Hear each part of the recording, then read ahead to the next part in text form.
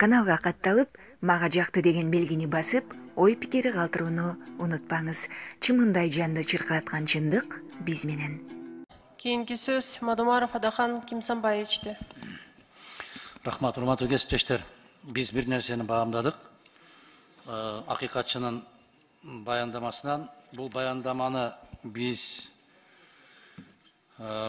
март айында көтөрүп, тийиштүү токтомду кабыл алганбыз. Эсиңиздерде болсо керек. Ушул токтомдун негизинде бир топ маселелерге көңүл бурганбыз. Номер 24 токтом 16 мартта кабыл алганбыз. Могул жерде бизде акыйкатчы айтып кетти да, дээрлик жыл сайын адамдын укугун бузуу көбөйгөндөн көбөйүп баратат. 3 жылдын ичиндеги динамиканы карасаңыздар, көбөйүп баратат, азайган эч бир жагдай жок. Экинчи, убактылуу кармоочу жай маселеси дейт. Убактылуу кармоочу жай маселеси бул пытка. Бул аябагандай кордук, чексиз кордук. Азыр могул жерде акыйкатчынын маселеси эмес, могул жерде отурган прокуратуранын, ички иштер министрлигинин, коопсуздук кызматынын жумушу бул. Өз жарандарын өзү ушундай пыткага салган, ушундай болот. 10 айдан бери отурат дейт. Эч сурак соолу жок. Мыйзамдарды оңдойбуз деп токтомду кабыл алганбыз. Кайрылмандар жөнүндө. 5-чиси убактылуу сыртта жүргөн жарандардын шайлоо укугу жөнүндө деп атат. Мен төмөнкүдөй сунуш киргизип атам. Урматтуу кесиптештер.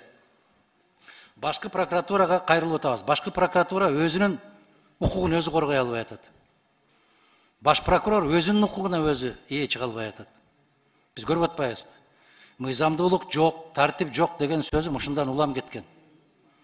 Баш прокурорго жараша кандай аракеттер болуп атат, а баш прокуратура унчукпай отурат.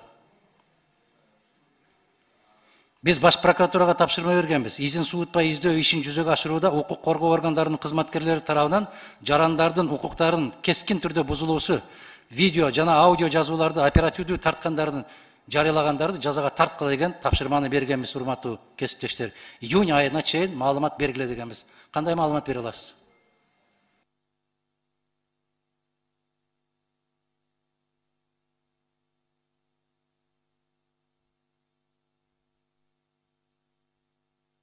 Ким жооп берет?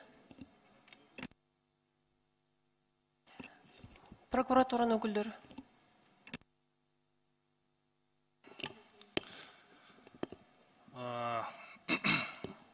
Ал боюнча кошумча да маалымат беребиз.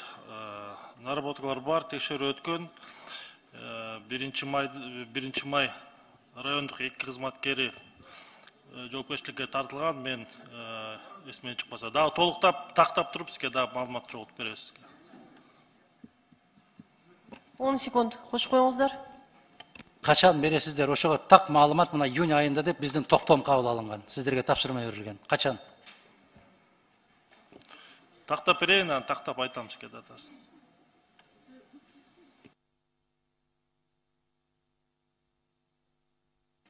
Кошуп бериңиздер. Баш прокурор ар кандай сөздөр айтылып атат. Баш прокурорду конституция мыйзамдардын негизинде убактылуу четтете албайт деп. Сиздердин кандай дейсиздер? Сиздер аткарышыңыздар керек да, мыйзамдын так аткарылышын көзөмөлгө алышыңыздар керек. Кандай дейсиздер ошого? Кандай баа бересиз?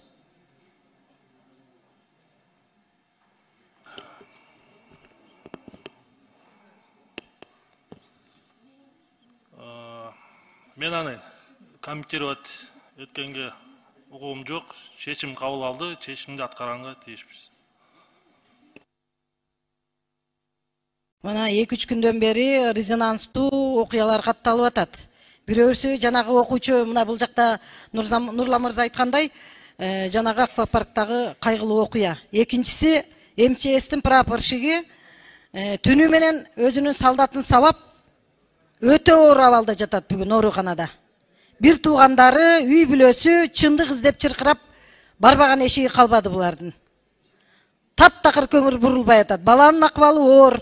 Мына өкмөттүн министрлер кабинетинин иштеп аткан ишине ушинтип эле баа берилет да. Сындайсыңар деп таарынышат. Билим берүү министрлигиндеги бүгүнкү болуп аткан алишемдиктер мына 3-класстын окуучулары ошол жерге барып, енеси жалгыз баласы үчүн чыркырап отурат, чындык издеп алдагын. Журналисттер түрдүү түмөн маалыматты таратып атасыңар, чындык башкача болчу деп, мына азыр видео кайрылуу кылыптыр, өзү дагы бүгүн эле эртең менен мен өзүм да көрдүм. Бул ушул маселелер каралыш керек. Баягы каада көп болуп атат да, эми 2-3 класстын окуучуларынын ата-энесинин мындай коштоосунда барып бир коопсуздугу каралыш керек эле. Энеси айтып атат, 2 саат баланы кучактап ыйлап отурдум, баары таштап кетип калды дейт. Бул эмне деген жоопкерсиздик? Кана мугалимдер, ошол 95-чи мектептин директору, ошол мектептин мугалимдери алып барган. Жоопкерчиликтен качып аткандыгы көрүнүп турат бул жерде. Анан берки МЧСтин прапорщиги боюнча дагы ушу эки маселени тыкыр көзөмөлгө алгыла. Бул эмне деген неме? Бул 21-чи кылымда зөөкүрлөрдүн заманы болуп баратат бул жерде. Карагыла, муну мындай төрага сиз дагы бир мындай протоколдук тапшырма берип карабасак болбойт бул маселелерди. Эртең акыркы коңгуроо болот. Ким кепилдик берет, дагы кырсыктар болбойт депчи.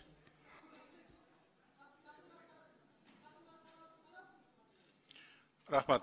Алмаз Ахмеджанович, көзөмөлүңүзгө алыңыз. На одну вещь ваше внимание.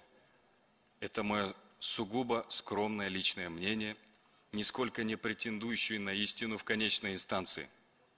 Я вот замечаю, всякий раз мы говорим о том, как нарушаются права человека, о том, как нарушается закон, только тогда, когда на скамье подсудимых какой-либо политик, либо какой-либо министр, либо хотят привлечь к ответственности какого-либо депутата.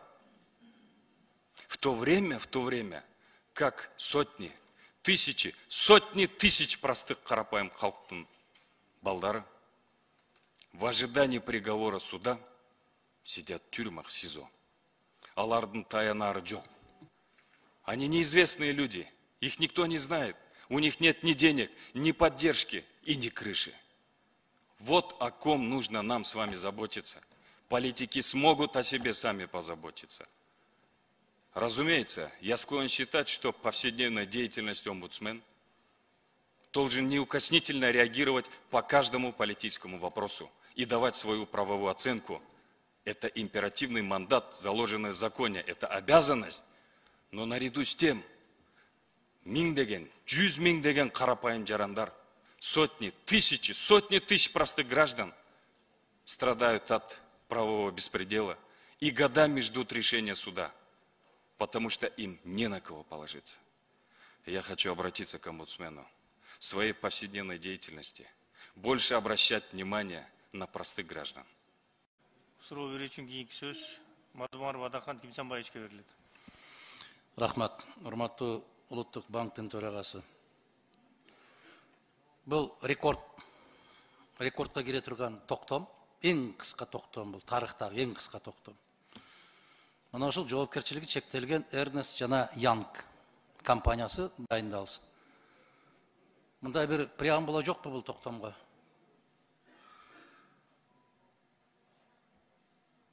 Урматтуу Адахан Кимсанбаевич, комитет тарабынан азыр бүт маалымат берилген, кандай талаптарга жооп бериш керек, кандай процесс жүрдү, ошол Айсара Нышановна комитеттин эмес докладын жасаганда ошонун баарын берген да. Бизде ошонун баары жоктуктан ушундай суроо болуп атат. Ким жооп берсе жооп берсин. Убакытты токтотсоңор, токтогондо токтотсоңор, жигиттер, ким турат ошо? Аппарат убакытты токтотуп турсаңар. Айсара Нышановна ким жооп берет? Микрофон иштетип койгулачы.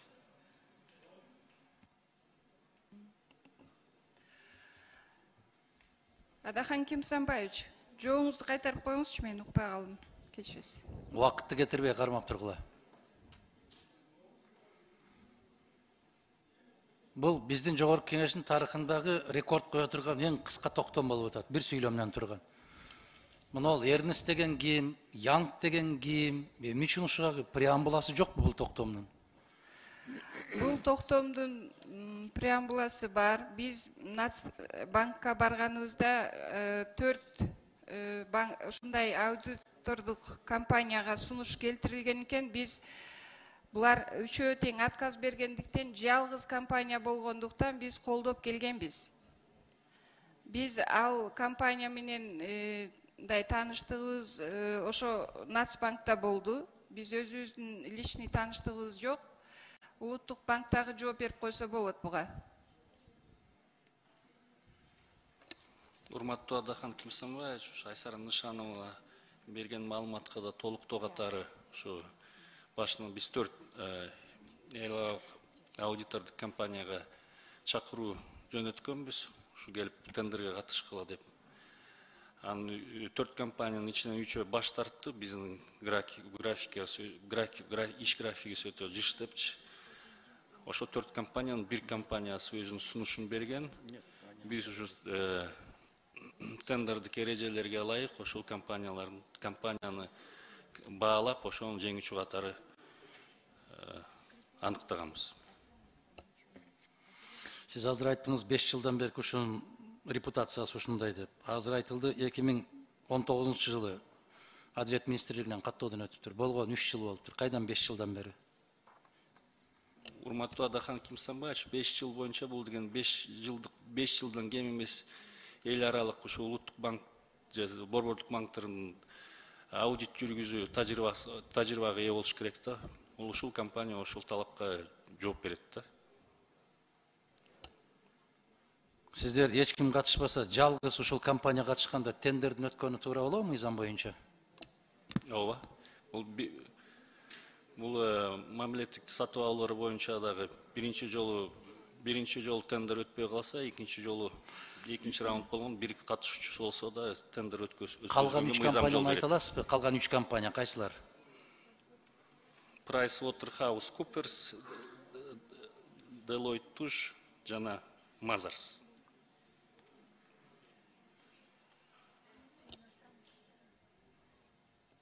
Бардыгы чогулуп алып берип, анан жалгыз каласың деген сговор жок бортуда? Жок, урматтуу Адахан Кимсанбаевич, булар компаниялар ушу тендерге катышпай калган себеби ушу 3 компаниянын эмеси борбордук филиалдары эми Москва шаарында болчу. Аны өзүңүздөр билгендей жанагы Украинада орун алган окуяларга байланыштуу ушу көп иностранный жана чет өлкөлүк компаниялар Москвадан көчүп кетишти да, ошого байланыштуу ошол. КМШ өлкөлөрүнөн бир да компания катышкан жокпу? КМШдан же сунуш берген жоксуңарбы? Жок, ага сунуш берилген жок. Анткени КМШнын аудитордук компаниялар жана 5 жылдык минималдык тажрыйбасы бар талапка жооп бербейт да. Ошол 9 мамлекеттин ичинде бир да компания жокпу экен, 5 жыл башта каттоодон өткөн, ушул иш менен алек болгон. Бир армянский компания бар, Гранд Торнтон деген. Бирок ал бизди текшерген да. Ошол бүт ошол КМШ өлкөлөрүнүн ичинде ошол эле Арменияда бир эле эл аралык абройго ээ болгон бир компания бар да. Башка компаниялар жок. Эл аралык абройун ким тастыктайт? Эл аралык абройду тастыкташ үчүн өз талаптары бар. Репутацияга, жогорку деңгээлдеги репутацияга ээ болуш керек, скандалдарга малынбаган эмеси болуш керек. Тарыхы рейтинги бар болуш керек, анан жанагы ушу улуттук банк, борбордук банктарды текшерүү тажрыйбасы болуш керек да. Анан аудит жүргүзгөн аудиторлордун жанагы тийиштүү эл аралык сертификаттары болуш керек.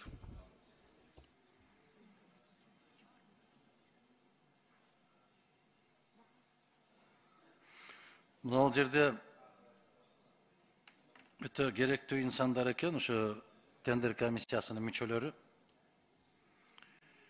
160 миң дээрлик $160,000 төлөп берипсиздер да кызмат акысына.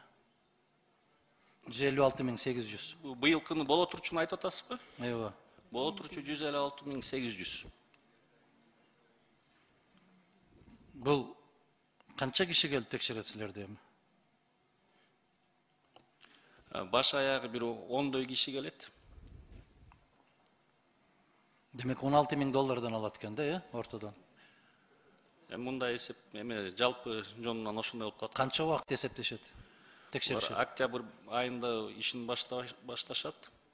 Канча күн? Анан марттын аягына чейин аудитти бүтүш керек.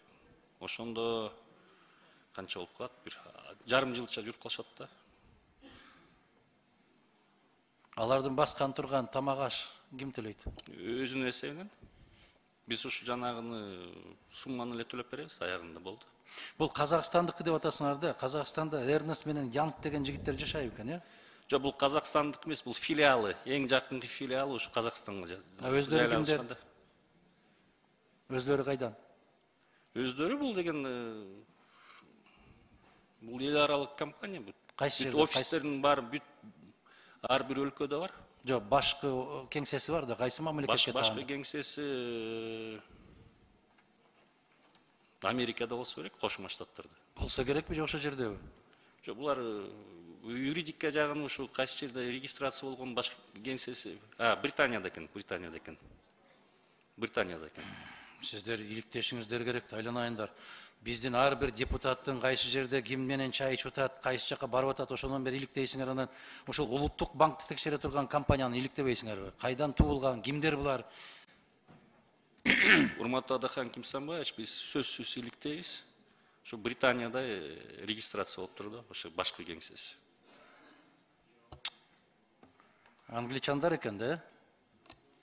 Ооба, ошо регистрация ошо Улуу Британияда экен. Бирок кеңселери бүт дүйнө жүзү боюнча бар. Биз ушуну бекитпей койсок эмне болот? Анда аудит өтпөй калат. Башка жарыялайсыңар да, туурабы? Ооба. Анда урматтуу депутаттар, бизге ушул ата тегин жакшылап иликтеп келген бир компания келгенге чейин коюп туруу сунушун киргизем. Ушуну добушка койсоңуз кийин сунуштар катарында берем. Рахмат. Рахмат. Кийинки сөз Осмонов Айбек Жапаровичте. Рахмат, урматтуу Райым. Мен суроом акыйкатчайым сизге да. Дүйнөдө 20-дан ашык өлкөдө биздин миңдеген жарандарыбыз түрмөдө отурат да. Эң көп өзүңүз билесиз, Россия Федерациясы менен Кытайда бизде түрмөдө отургандар. Кытайда 50 граммдан ашык мыйзамсыз ташылган заттарды менен өлүм жазасына тартылат. Кытайда бизде миңге чейин жарандарыбыз ушундай түрмөдө отурат. Алардын укуктары кандай болуп жатат? Сизге кайрылыштыбы? Жана ошондой эле Россия боюнча. Презентацияда да айтылып кетти. Чет мамлекеттердин пенитенциардык мекемелеринде азыркы учурда Кытай боюнча жок экен да, ошон үчүн айттым. 1600дөн ашык жараныбыз камакта. Алардын негизги саны Орус Федерациясында 1400дөн ашыгы, Казакстан Республикасында 100дөн ашык. Биз өзүңөр билесиңер, биздин жарандарыбыз соттолгондон кийин, өкүм чыккандан кийин экстрадициясы гана мүмкүнчүлүк бар. Экстрадициясына башкы прокуратура менен биргиликте, жогорку сот менен биргиликте жардам беребиз. Өкүм чыгып соттолгон адамдар боюнча. Урматтуу депутат, урматтуу Айбек Жапарович, мен сизге айтып коеюн, маалымат үчүн, акыйкатчынын функционалдык ишмердүүлүгүнүн макамдарына кирбейт. Тышта биздин жарандарды коргоо бул Тышкы иштер министрлигинин маалымат бар да. Маалыматта биз өкмөт тарабынан Тышкы иштер министрлиги аркылуу тапшыралык сизге. Анда сизге суроо да. Элимизде жооп бериңизчи. Россияда биздин миңден ашык түрмөдө отурган жарандарыбыз бар. Ошолор ушул жака келип которуу боюнча көптөгөн бизге кайрылган жарандарыбыз бар да. Ошол боюнча не иш алып бардыңыздар? Бирөөнү айтып бере аласызбы? Бирөөнү которгонуңузду айтып бере аласызбы сиз? Бир жаранды котордуңузбу сиз? Аракет кылдыңызбы? Жеке, сизге да кайрылгандар болсо керек. Бизге жүздөгөн адамдар кайрылат. Ийинибиз камалып кетти, ушуну которуп бериңиздер, же болсо эжебиз камалып кетти, же тууганыбыз, же бөлөбүз камалып кетти деп. Ошол боюнча бирөөнү айтып бериңизчи. Айта албайсыз, билбейсиз. Мен ошол үчүн акыйкатчаны сурап атам. Сиз мага комментарий берип жөн отуруңуз. Мен маалымат сурап атам. Урматтуу акыйкатчы, мен Кытайда камалган боюнча сизден маалымат сурап атам. Жана ошондой эле Россияда биздин камалып кеткен жарандарыбыз канча жаранды бул жака котордуңуздар? Прокурор менен иштештиңиздерби ушунга чейин? Албетте биздин кыргыз жараны болгондон кийин анын укуктарын коргоого биз барабыз. Иш аракеттерибиз боюнча, конкреттүү иш аракеттерибиз боюнча айтып кеттим. Ошол эле эмгек укуктары, камакта мыйзамсыз көп убакытта жаткандыгы боюнча мына жакында эле бизге Украинада бир камакта жаткан балабыз бар экен. Тергөө иштери созулуп калганынан туугандар келип жолуккан. Жакында эле элчи менен жолугушуп, аны да бердик. Украинанын айкачысына да кат жолдогонбуз. Рахмат. Баш прокуратуранын өкүлдөрү, сиздер ушу Россиядан биз жакка которулган боюнча маалымат берип кетиңизчи. Канча адамды котордуңуздар, канча арыз түштү, канчасын аткардыңыздар? Маалыматыңар барбы? Толуктап берейин азыр. Акыйкатчы айым, сиз өзүңүз эле жооп берип коюңузчу. Булар маалымат жок келип алышыптыр. Канча сиз суроо жөнөттүңүз? Бул жака котор боюнча булар канчасын аткарды? 2020 көп учурларда билесиңер, бардык бизге кайрылган учурда биз экстрадициясына көмөктөшөбүз да. Бизге маалым болгондочу. 2021 жылы 6 арыз болгон экстрадиция боюнча. Бул бүт мамлекеттердеги бизде абакта жаткан ажырандарыбыз боюнча 6 арыз менен иштешкенбиз. 10 секунд. Мен баш прокуратуранын өкүлдөрүнө кайрылып кетем да. Биринчиден жыйынга келгенде даярданып келсеңиздер. Экинчиден мындай ушул иштерди кайрылган боюнча так иштесеңиздер. Ал жакта биздин жарандарыбыз түрмөдө отурат. Ошол эле сиздин тууганыңыз жана биздин туугандар. Рахмат.